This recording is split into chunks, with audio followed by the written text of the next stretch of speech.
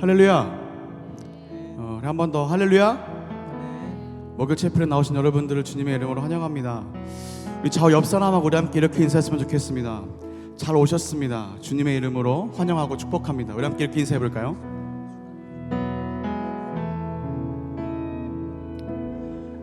우리 한 번 더 이렇게 인사했으면 좋겠습니다. 우리 이번에는 조금 전에 인사했던 분 말고 다른 분하고 하나님이 당신을 부르셨습니다.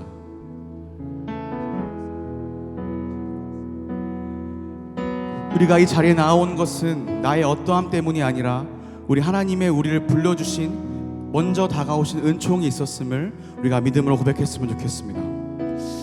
2024년도 1학기 마지막 목요 채플입니다. 오늘 예배 가운데 주님의 놀라운 은혜와 사랑이 여러분들의 마음 가운데 넘쳐나길 소망합니다. 이 시간 잠깐 우리 다 함께 기도하며 나아갔으면 좋겠습니다. 주님, 이 시간 우리의 찬양을 들어주시옵소서. 우리가 주님께 드리는 찬양이, 이 고백이 온전히 하나님을 향할 수 있도록 인도하여 주시옵소서. 목적 없는 외침이 되지 않게 하시고 영과 진리로 드리는 예배가 되게 하여 주시옵소서. 이스라엘의 찬송 중에 거하신 하나님, 이 시간 우리 감신의 찬송 중에도 거하여 주시옵소서. 우리 함께 이러한 기도 제목 가지고 우리 한 목소리로 기도하며 나아갑니다. 기도합시다.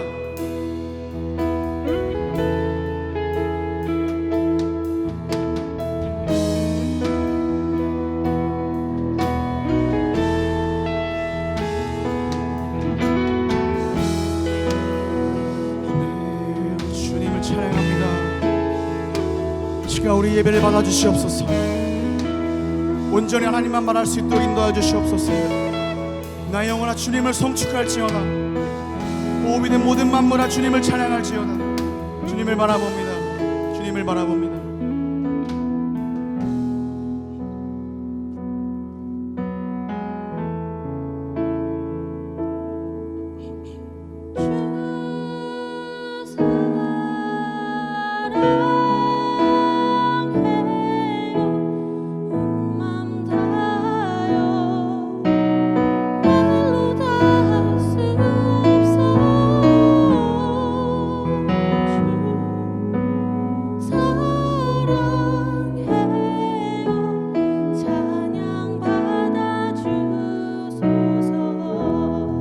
함께 고백해 볼까요?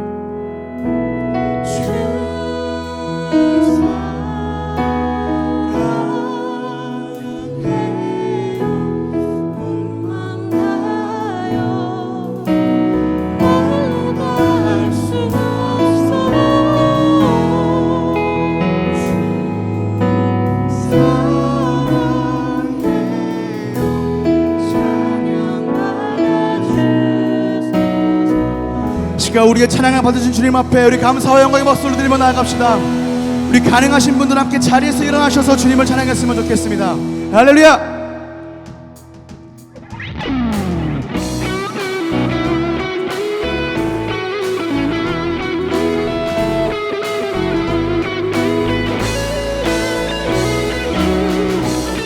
오늘도 우리를 향한 주님의 그 놀라운 사랑, 시가 우리의 온 마음을 다해 고백하길 소망합니다. 함께 노래합니다. 내 마음을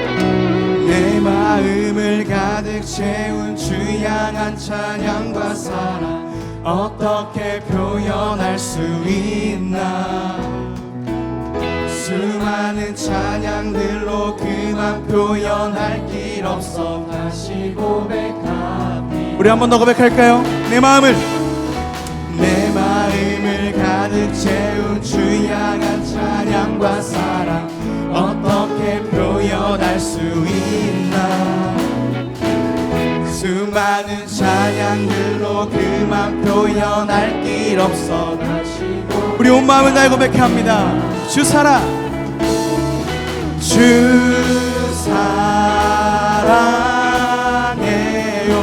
온 맘 다하여 말로 다 할 수 없어.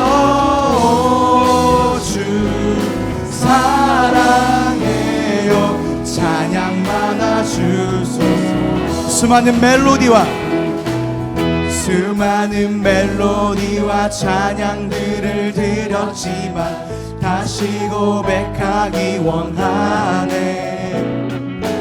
주님은 나의 나의 사랑 삶의 중심 되시오 주를 찬양하 우리 온 마음을 다하여 주 사랑 주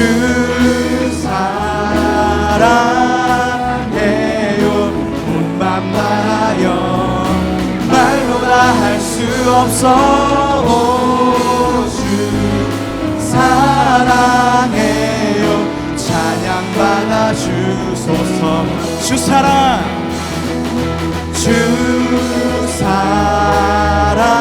사랑해요 온 맘 다하여 말로 다 할 수 없어 주 사랑해요 찬양받아 주 우리 연주로 주님 찬양합니다 할렐루야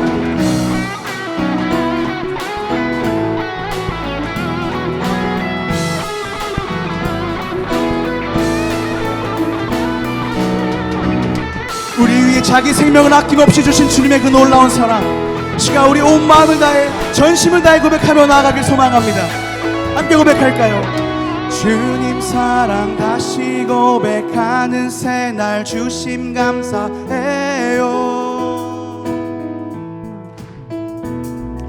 주님 사랑 다시 고백하는 찬양 주심 감사해요 우리 온 마음을 다해 고백합니다 주님 사랑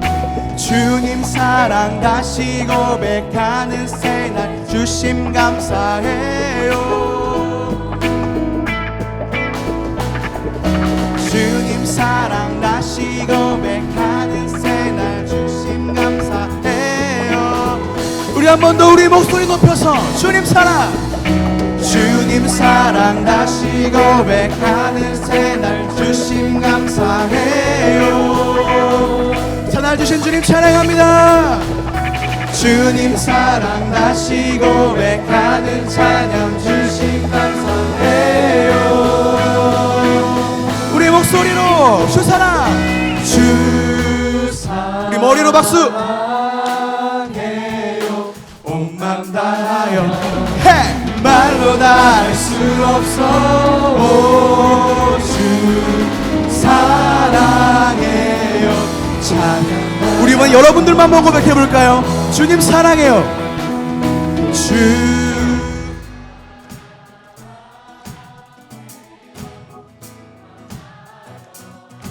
말로 다 할 수 없어 지금도 우리를 향해 아낌없이 사랑을 베풀어 주시고 계신 주님 앞에 시가 우리 한 번 더 우리 온 마음을 내 고백하며 나아갑니다 주님 사랑 주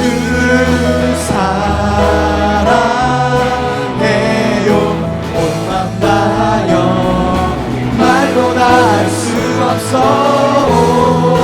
주 사랑해요 찬양받아 주소서 우리의 찬양을 받아 주시옵소서 찬양받아 주소서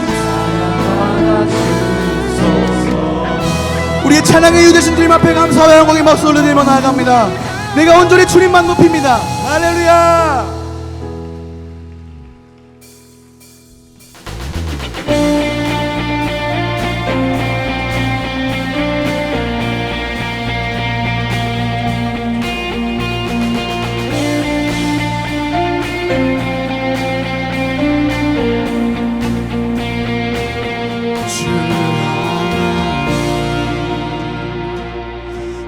지으신 모든 세계 내 마음 속에 그리워볼 때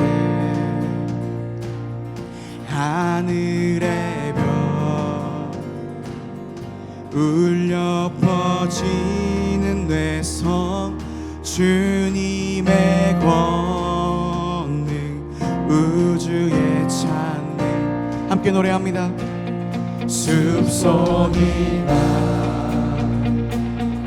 험한 산 골짜기에서 지정이 내쳐 새소리들과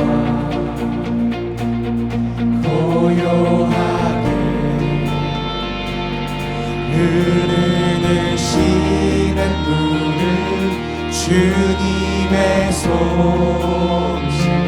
노래하고 함께 선포합시다. 주님의 높고 위대하심을 내 영혼이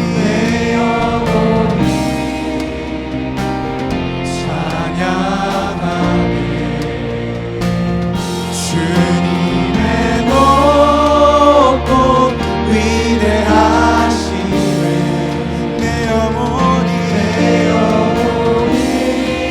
찬양하라.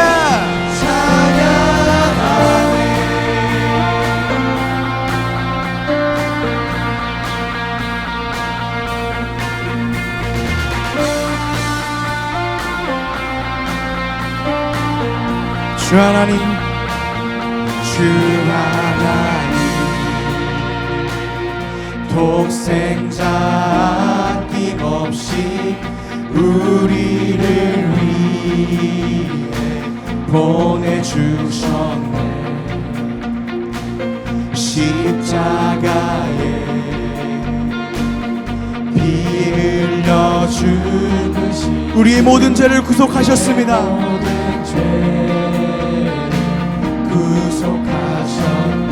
내 주 예수 이 세상에 다시 올 때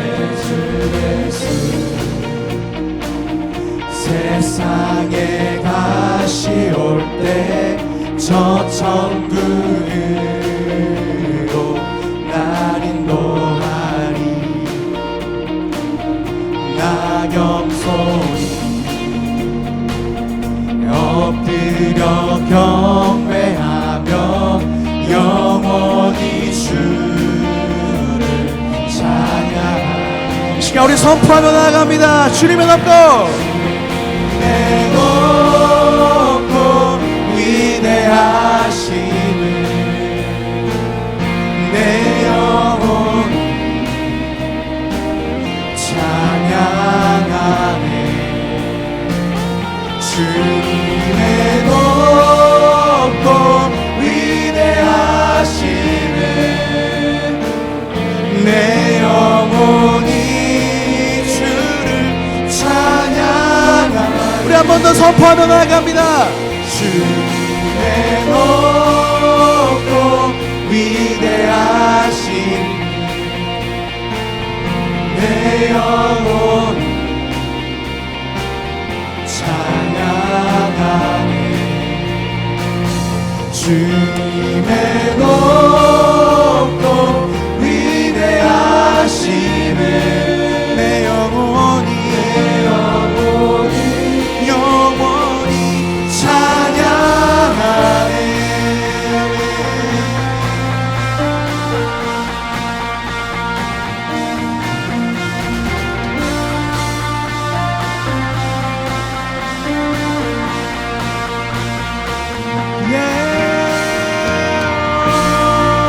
우리의 찬양의 이유 되시는 주님, 우리 모임의 목적 되시는 주님, 이 세상을 지으신 주님을 찬양합니다. 내 영혼아 주님의 높고 위대하심을 찬양할지어다. 할렐루야.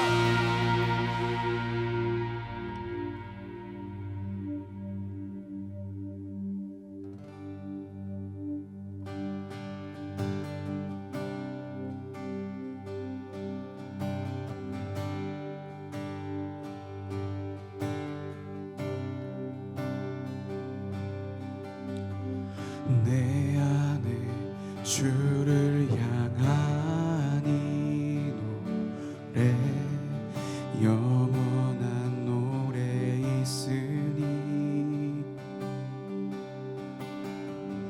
날 향한 주님의 크신 사랑 영원히 찬양하리. 내 안에 주를 향한 이 노래 영원한 노래 있으니 날 향한 주님의 크신 사랑 영원히 찬양하리라.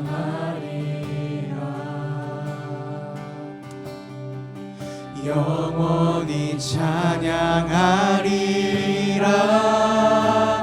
아름다우신 놀라우신 영원할 수 없는 사랑, 위대하신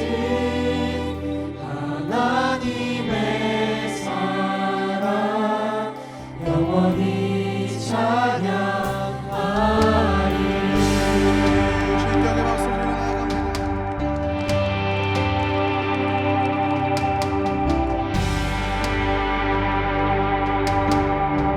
십자가 그 사랑 찬양합니다.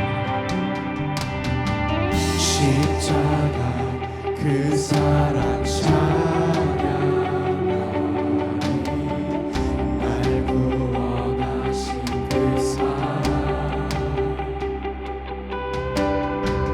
내 삶을 드려 찬양하리라. 놀라우신 주의 사랑, 우리 영원히 찬양하리라. 영원히 찬양하리라. 아름다우신 오 놀라우신 영원할 수 없는 사랑, 오 위대하신 하나님의 사랑, 영원히 찬양하리. 아름다우신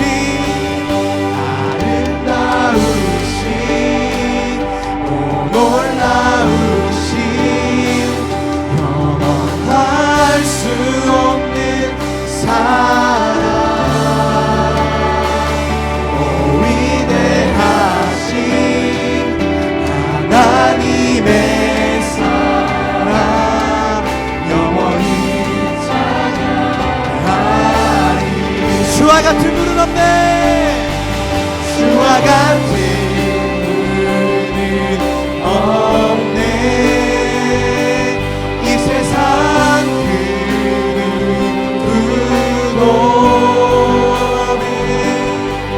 주와 같은 분은 없네. 그 누구도 비교할 수 없는 주님을 찬양합니다.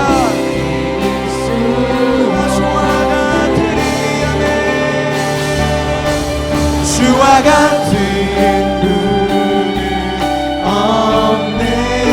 그는 온 세상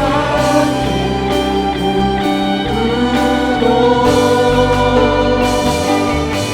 주와 같은 분은 없네. 누구도 비길 수 없네. 아름다우신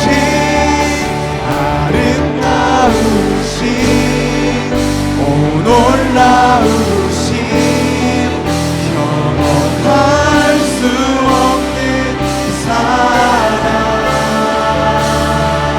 오 위대하신 그 무엇과도 비교할 수 없는, 인간의 언어로 다 표현할 수 없는 놀라운 하나님의 사랑을 이 시간 우리 온 마음을 내고 고백하며 나아갑니다. 아름다우신 아멘.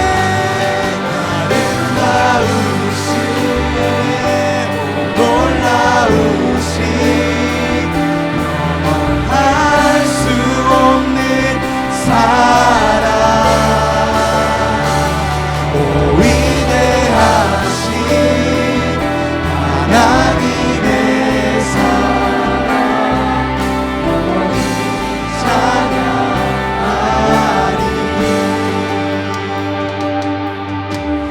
그가 구름으로 하늘을 덮으시며 땅을 위하여 비 준비하시니. 우리 함께 선포합시다. 그가 구름으로 하늘을 덮으시며 땅을 위하여 비 준비하시니. 그가 구름으로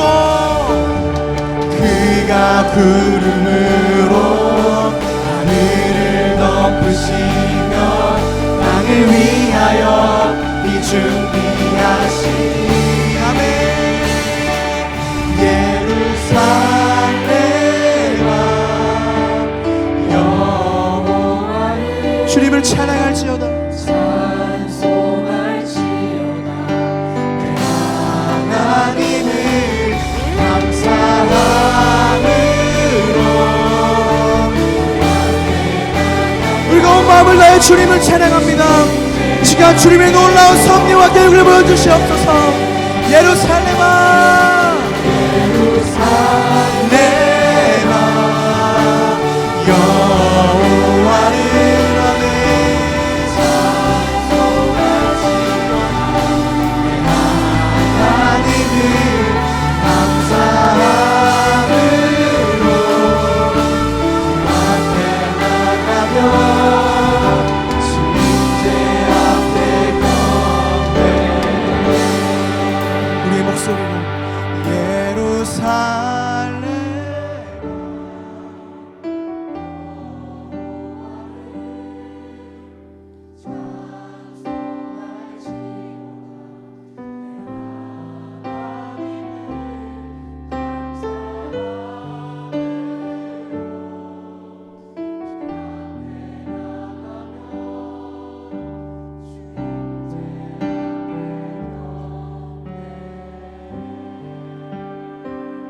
우리 함께 기도하며 나아갑시다.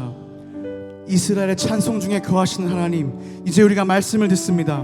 우리에게 말씀하여 주시옵소서.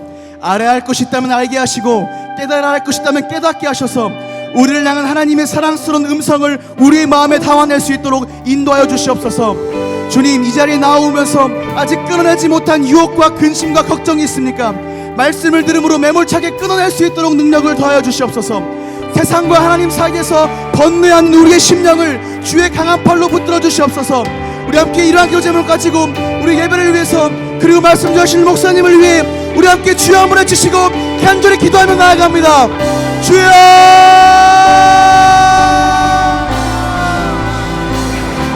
주여 우리 예배를 들어소서. 우리 예배를 받으소서. 주님 우리에게 말씀해 주시옵소서. 우리가 듣기 원합니다. 주님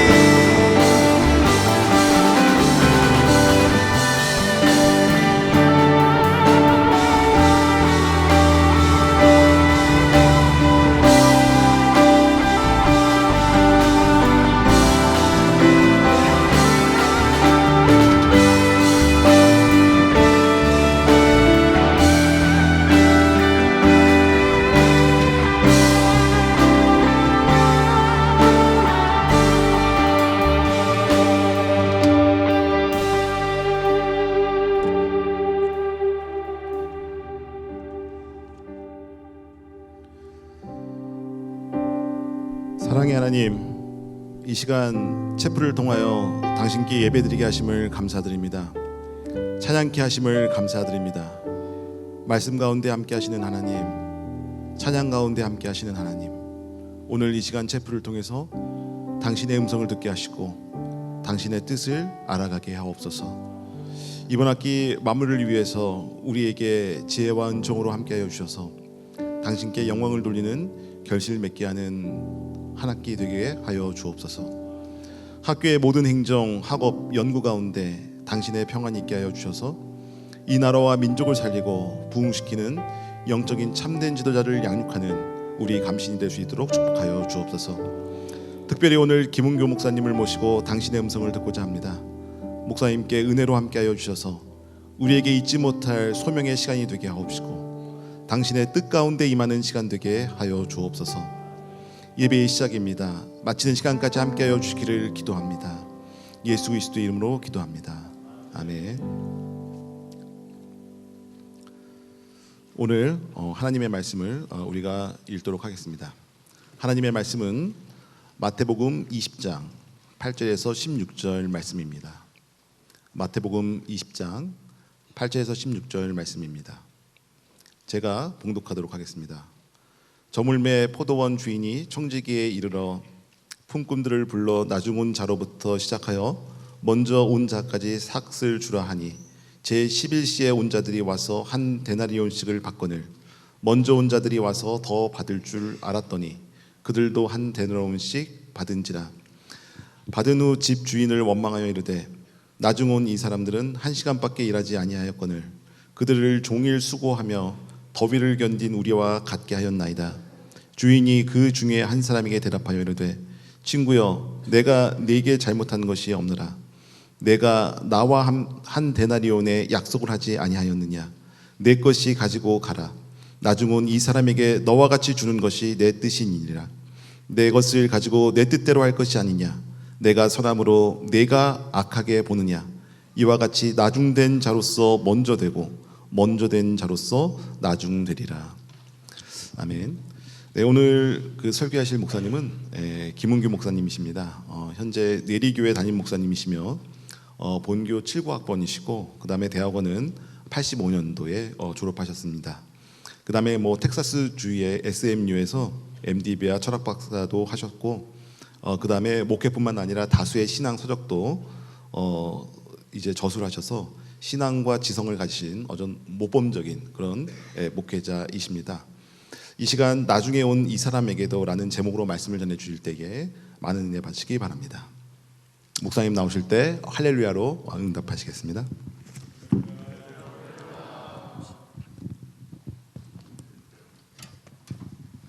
사진을 좀 좋은 거를 갖다 놔야 되는데 좀 이상한 걸 갖다 놨네요.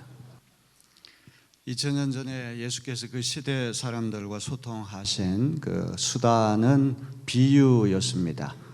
존 웨슬리 선생이 말씀하시는 은혜의 수단, 그 시대 사람들하고 이렇게 소통하는 방법이 비유였는데, 비유는 말 그대로 비유이기 때문에 비유를 문자적으로 해설하게 되면 큰 오류를 우리가 짓게 됩니다.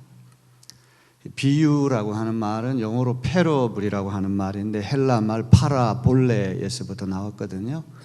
파라라고 하는 말은 옆에라고 하는 말이고 볼레라고 하는 말은 던지다, 제시하다 이런 동사에서부터 온 그런 말입니다. 비유는 말 그대로 옆에다가 툭 던져놓고 하나님이 어떤 분이신지 하나님 나라가 어떤 나라인지 넌지시 우리에게 알려주는 그런 묘미가 있습니다. 이솝 우화는 짐승을 의인화시켜가지고 어떤 교훈을 찾아내는데 예수께서 들려주신 비유를 우리가 읽어보면 2000년 전 팔레스타인 땅에서 일상으로 일어나는 일들, 농사 짓는 이야기, 결혼하는 이야기, 집 짓는 이야기, 누구든지 고개를 끄덕이는 그런 일상적인 이야기들을 우리에게 들려주십니다. 하나님은 누구도 본 적이 없기 때문에 하나님의 성품을 필설로 형용할 수가 없죠. 하나님의 나라도 누구도 가본 적이 없기 때문에 아무리 언어 표현을 총동원해도 그것은 하나님 나라 그 자체는 될 수가 없는 것입니다. 그런데 예수님은 비유 한 토막을 옆에 툭 던져 놓으시고 하나님의 성품이 이렇고 하나님 나라가 이렇다고 하는 것을 우리에게 일러주십니다. 비유라고 하는 것은 얼마나 귀한 것인지 알 수 없어요. 우리가 비유를 잘 깨달으면 예수 그리스도를 통해서 계시된 하나님께서 어떤 분인가를 우리가 깨달을 수가 있습니다.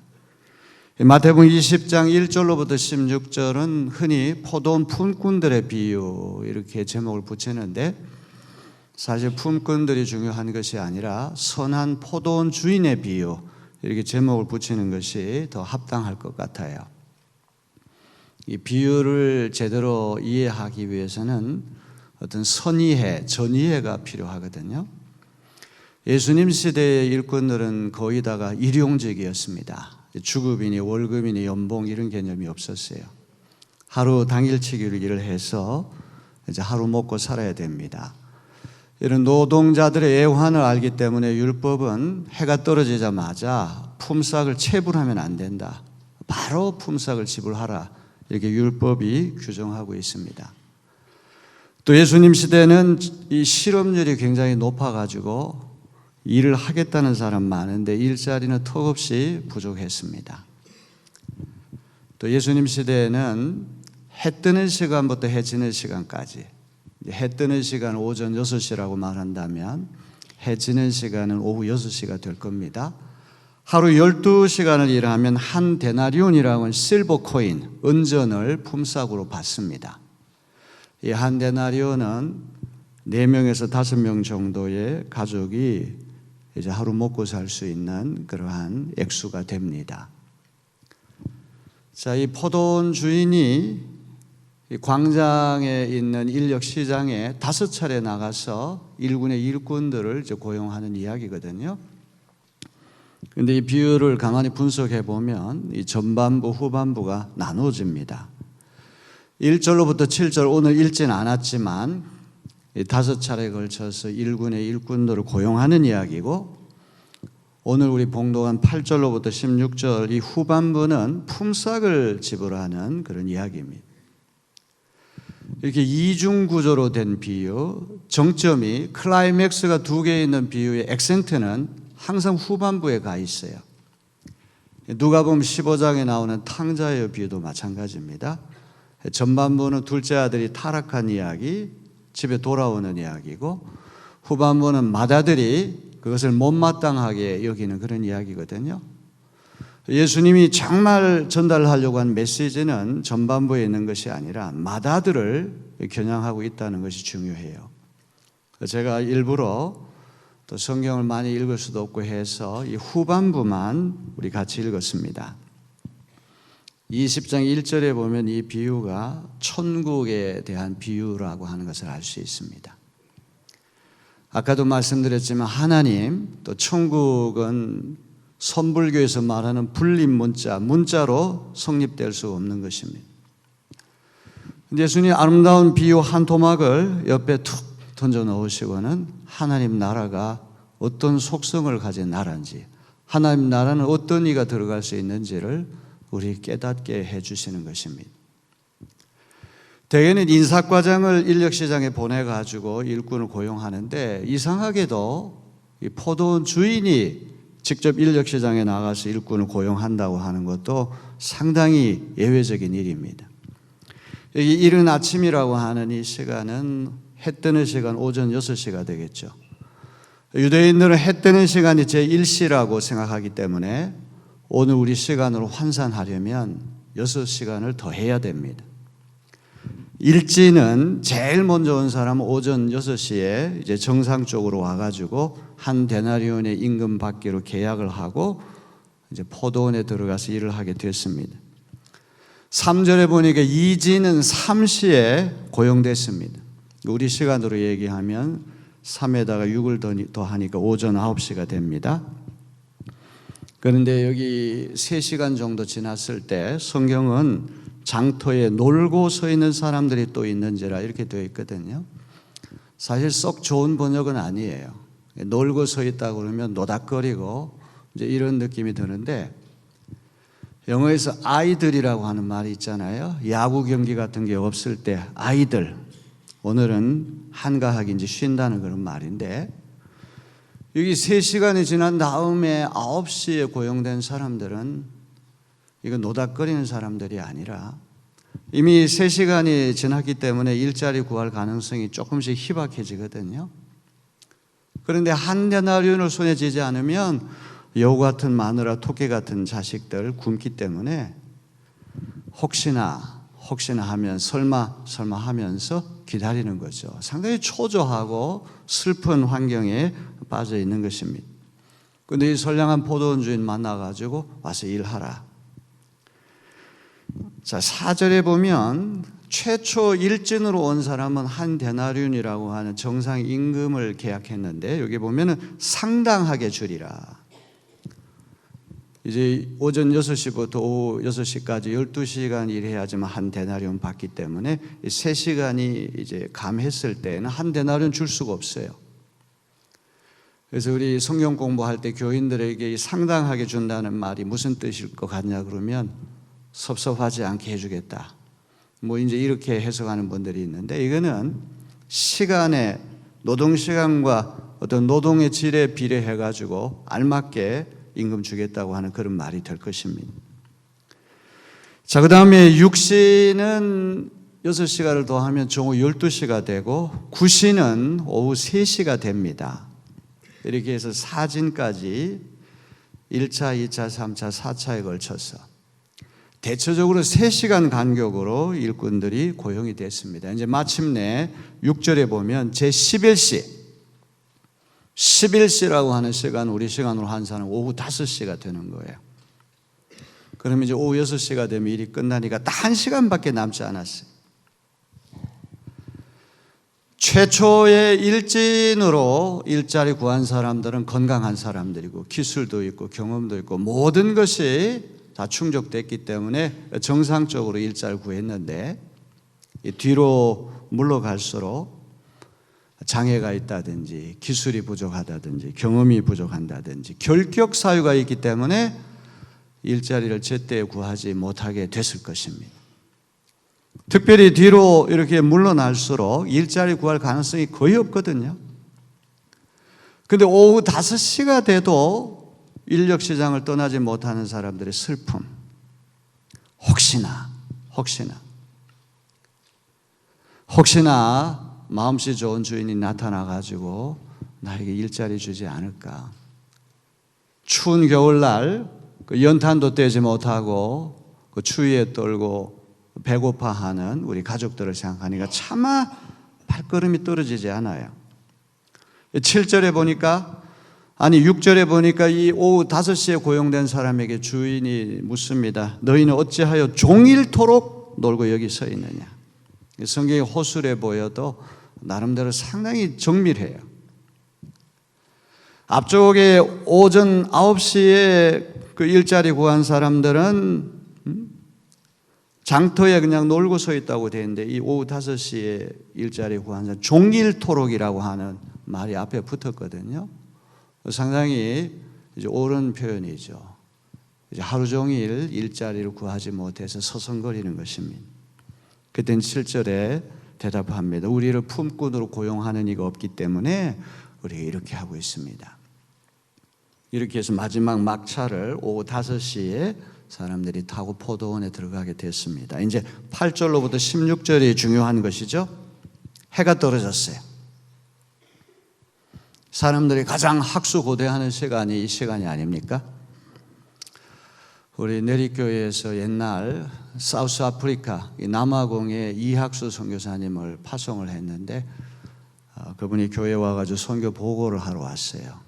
근데 강단에 서가지고 뜬금없이 여러분 학수 고대가 뭔지 아십니까? 우리가 멀쩡하게 쳐다봤더니 학수가 고대 들어가는 것이 학수 고대입니다. 상당히 썰렁한 그런 유머지만 참 재미있게 들었습니다.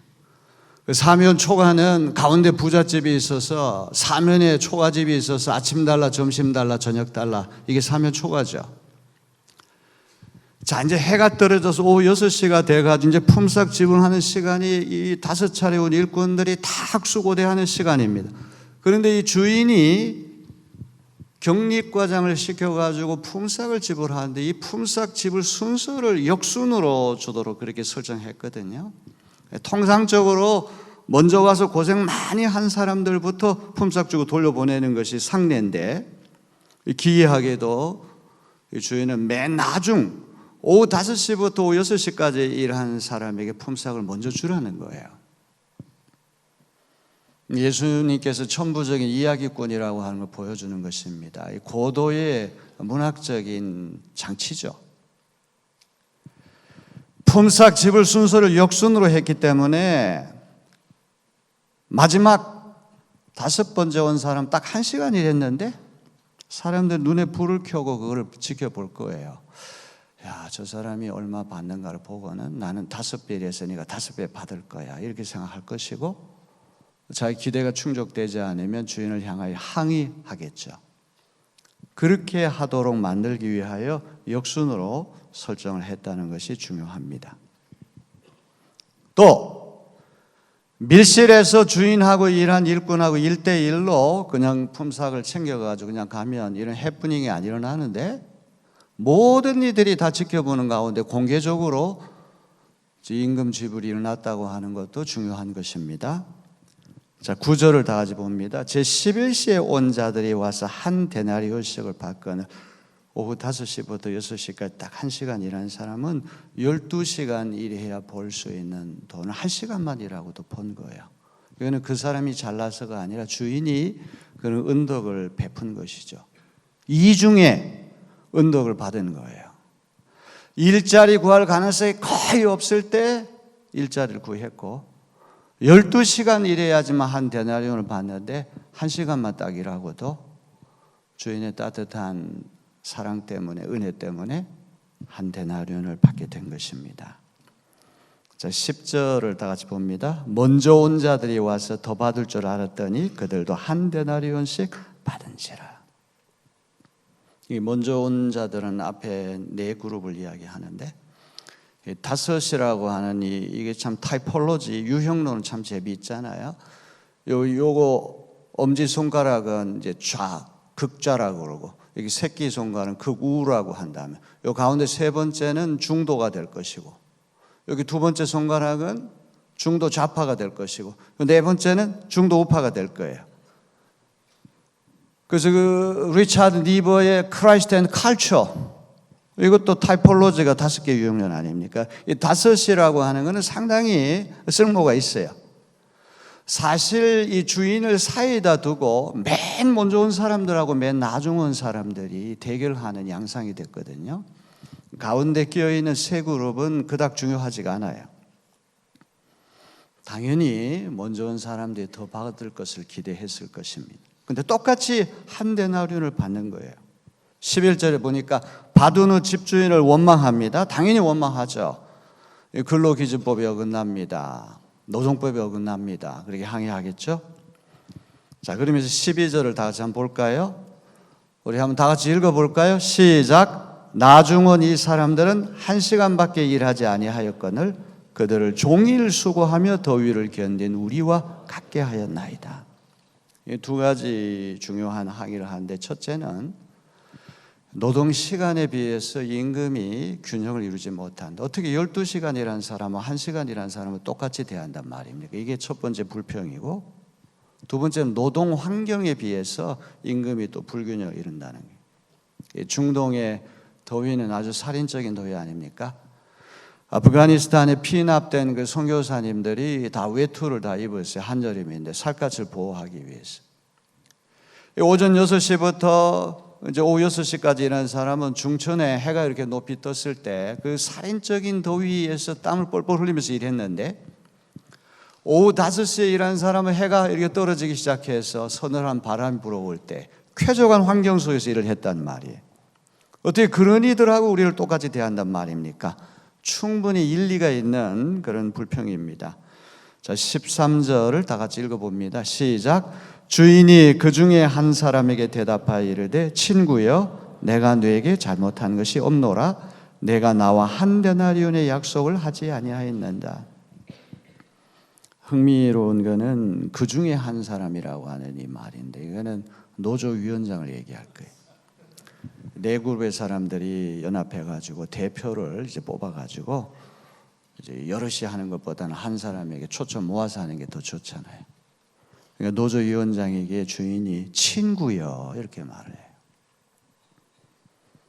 해요. 막 항의하고 데모가 일어났는데 친구여 이런 거는 똑같이 감정으로 반응하지 않고 감정을 한 차례 끌어올려서 이성적으로 따뜻하게 대응하는 거. 우리 목회자들이 훈련해야 할 아주 중요한 덕목이 아닌가 싶어요. 장로님들이 공격할 때 우리도 똑같이 공격하면 우리 이길 수가 없어요. 친구요, 형제요.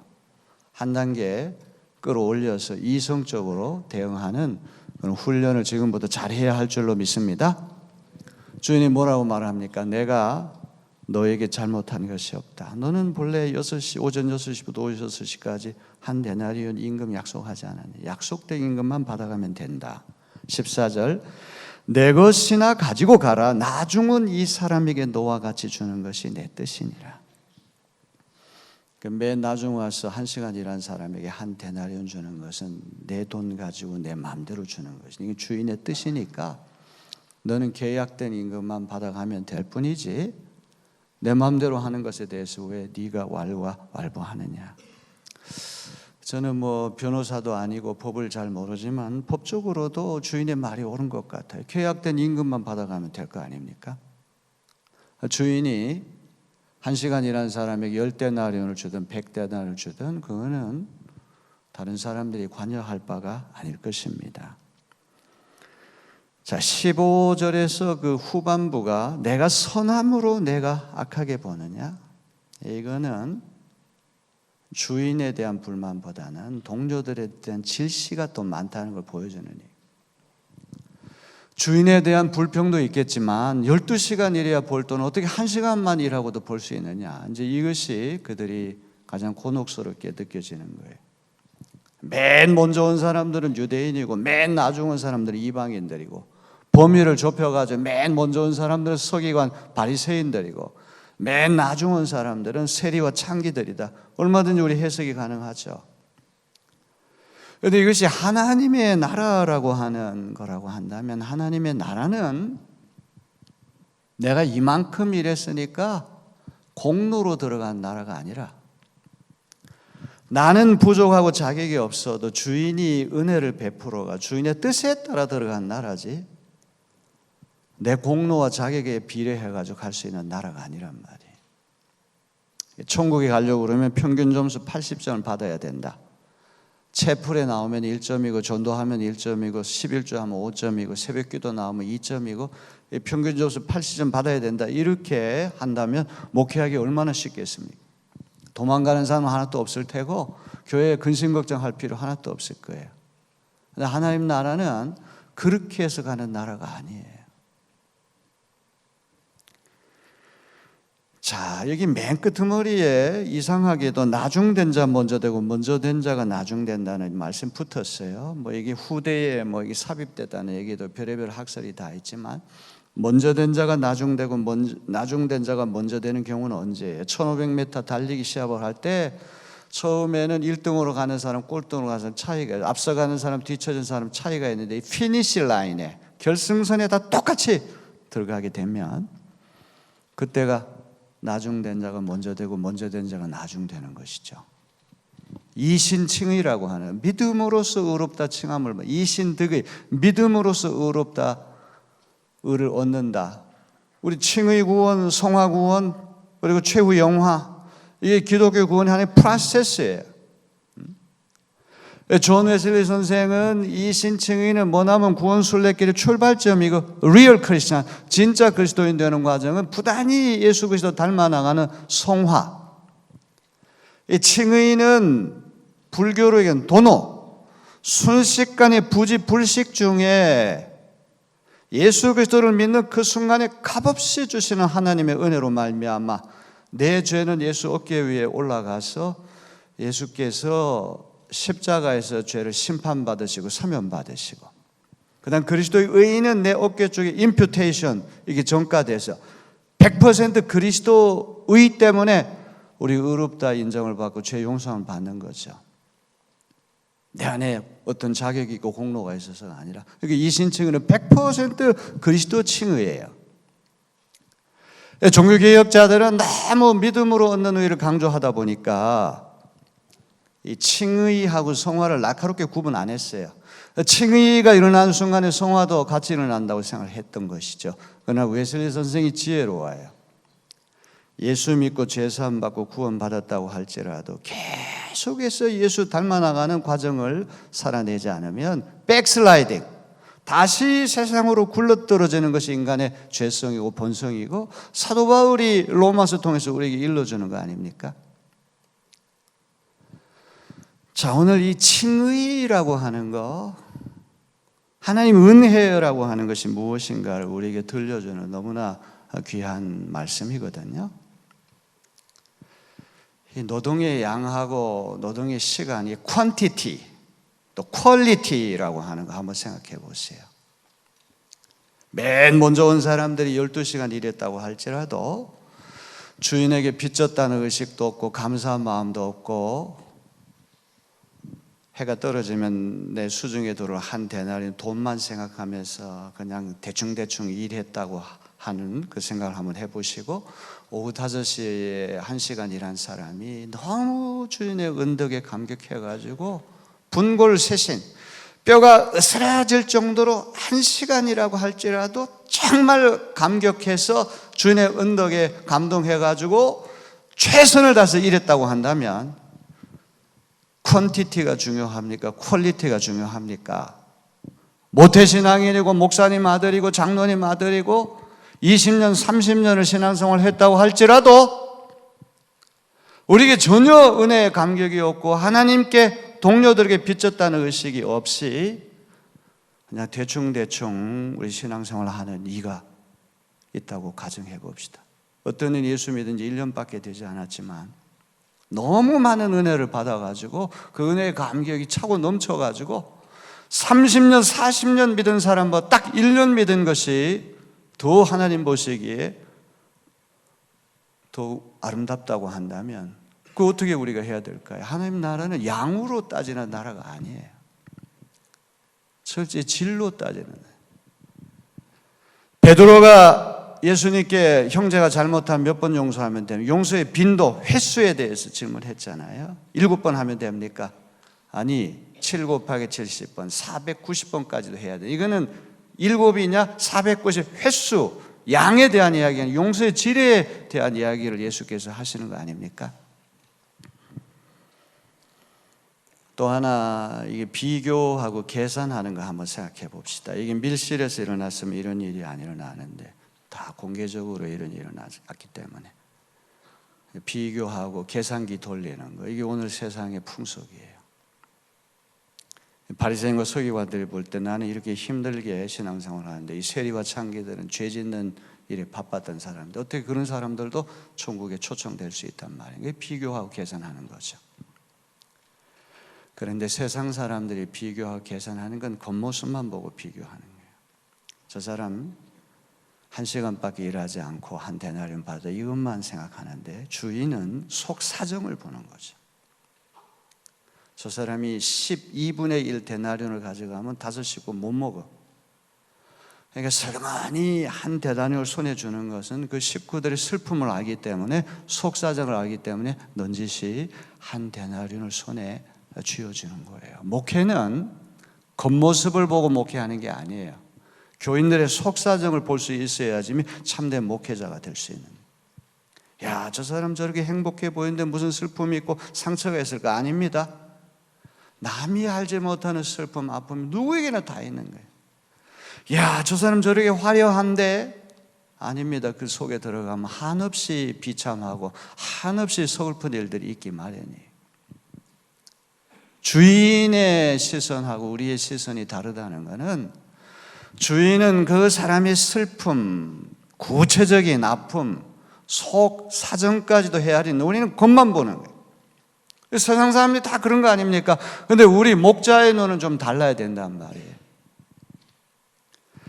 여기 맨 먼저 온 사람들은 주인에 대해서 빚졌다는 의식도 없고 동료들에게 빚졌다는 의식도 없어요. 내가 잘나고 내가 실력이 있고 모든 걸 갖추었기 때문에 정상적으로 나는 일자리 구했다 생각할 거예요. 그러나 그들이 조금이라도 의식이 있는 사람이라고 한다면, 야, 나 같은 사람에게 이렇게 일자리를 줬구나, 빚졌다. 또 동료들에게도 내가 이런 일자리를 구했으니까 일자리 못 구했지, 빚졌다는 의식을 가지면 얼마나 아름답겠습니까? 근데 오늘 이 세상은 정반대예요. 합법적으로 내가 유능해가지고 이렇게 잘나고 모든 거 잘 됐고 다른 사람은 경쟁에서 다 뒤졌으면 그 자기 책임이지 우리가 무슨 상관이 있느냐.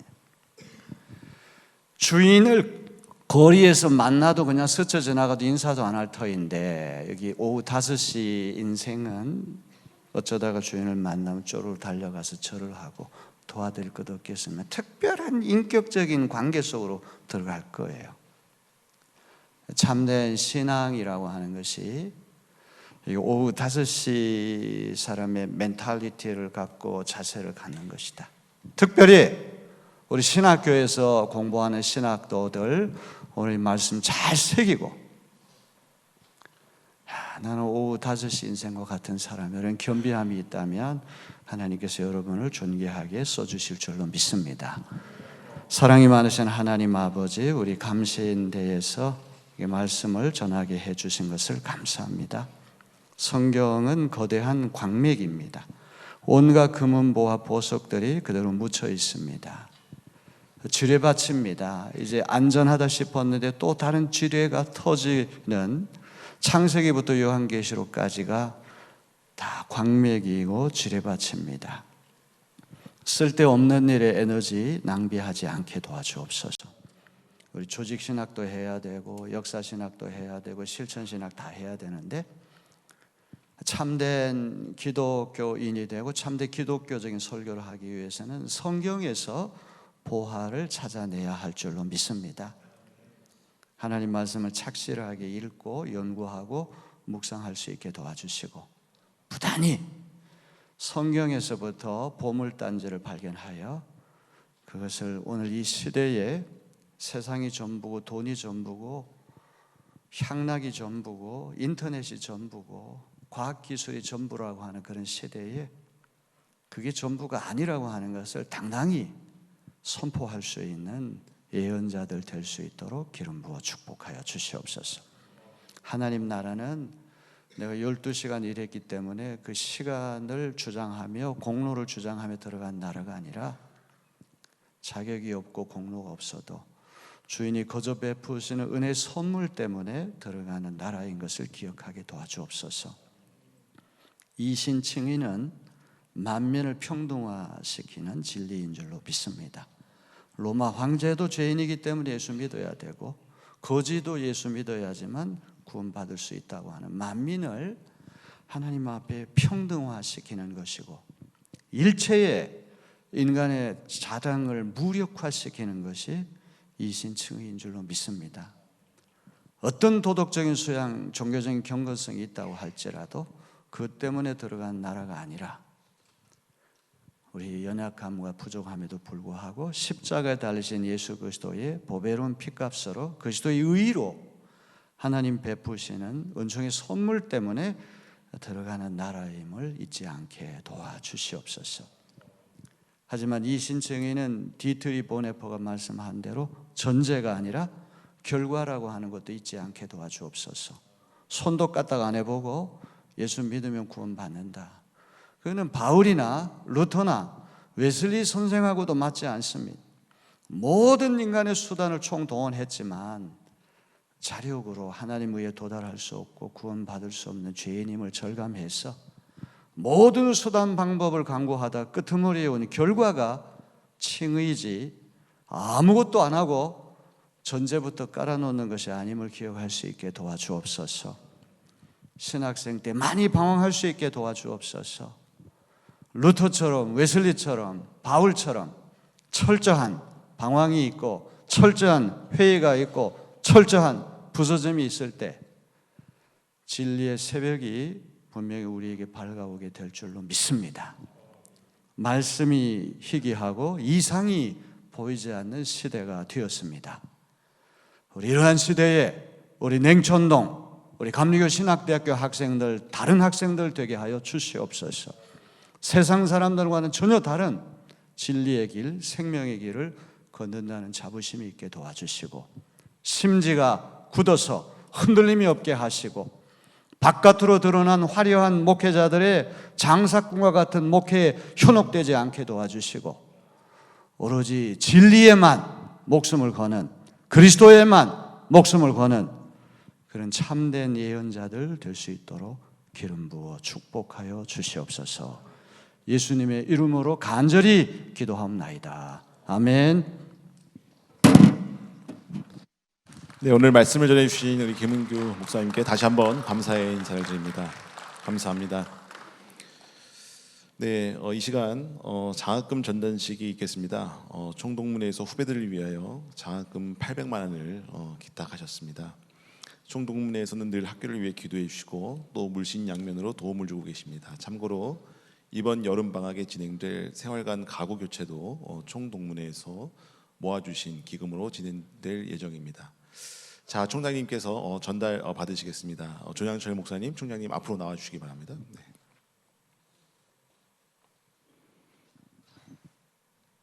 네.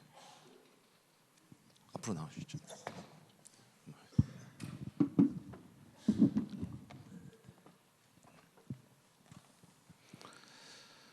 네, 전달식 있겠습니다. 감사합니다. 네.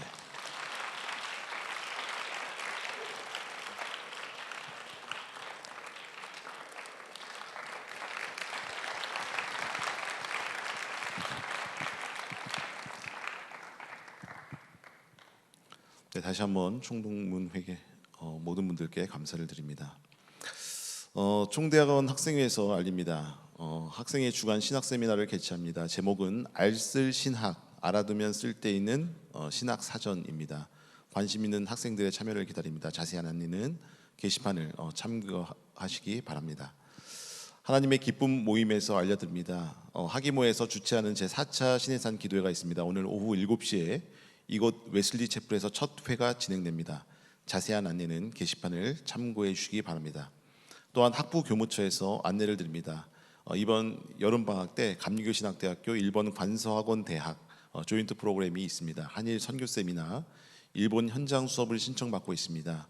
관심 있는 학생은 학교 홈페이지 학부 공지사항을 참고하시기 바랍니다.